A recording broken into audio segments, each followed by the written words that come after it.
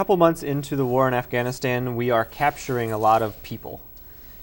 In sweeping up people we think are probably Al-Qaeda and Taliban, and we don't know what to do with them. There's been this uprising at this old prison near Mazar-e-Sharif. A CIA agent was killed, and artillery shells are coming in at the camps where we have these prisoners. And eventually the decision is made by Tommy Franks, the general in command of CENTCOM.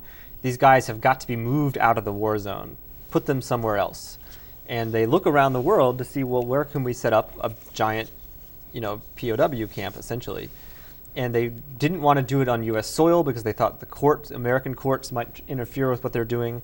They didn't want to do it on European soil where we have a lot of big bases because they thought the European courts might get involved. And just like everywhere in the world, there was a place where sort of someone potentially could act as a check on what happened at that prison.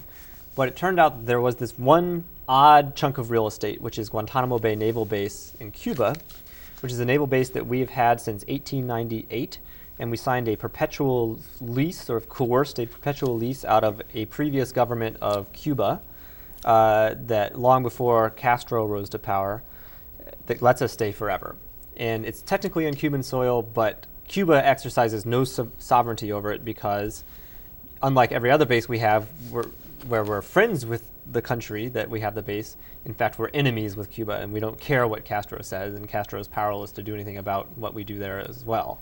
And so it was this odd little chunk of land that was in total control of the Department of Defense, but wasn't on U.S. soil and wasn't on some friendly allies' U.S. soil either. And it was a place, therefore, where it was thought that the president, as commander-in-chief, could operate with total impunity. There was no law that would bind his hands there. And so they flew hundreds of these prisoners around the world to Guantanamo to set up this very novel facility, an interrogation prison, essentially.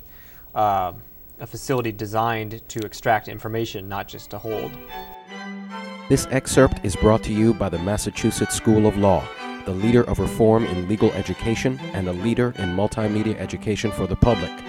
To view the full interview and for a full listing of MSL's programs, log on to mslaw.edu.